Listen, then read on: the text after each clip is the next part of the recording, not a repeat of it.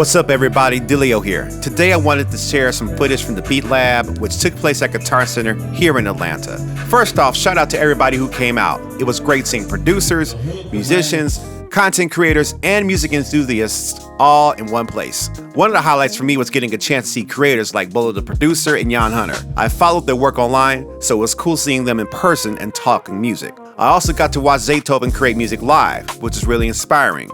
No matter how many hit records somebody has, it's always interesting to see their creative process up close. And of course, seeing people like Metro Boomin and Drummer Boy in attendance was cool as well. Now on top of that, I ran into several music acquaintances from the Atlanta music scene, some people I haven't seen in years. So overall, Beatlab was a great reminder that the music community is alive and well.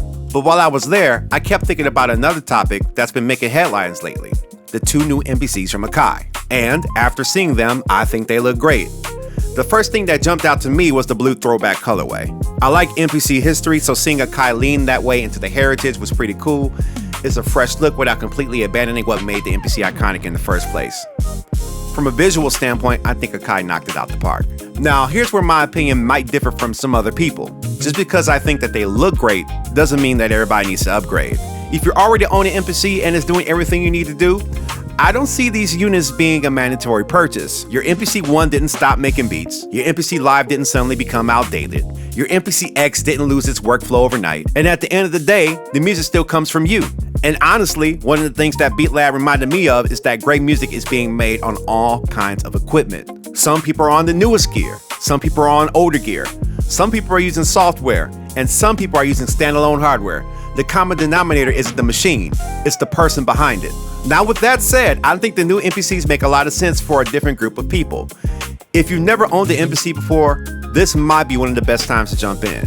You're getting into the newest generation of hardware, you're getting the latest technology, and you're buying into what appears to be the future direction of the platform. That's where I think these products are the most compelling. Not necessarily for somebody who already owns multiple MPCs, but for somebody who's been watching from the sidelines wondering when to get started.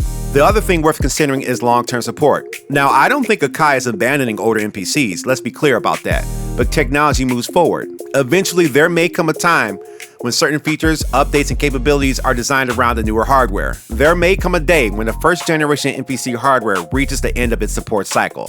That's not fear-mongering, that's just how technology works. Every platform eventually moves into a new generation. So when I look at these new MPCs, my takeaway is pretty simple. I think they look fantastic. I love the blue throwback design.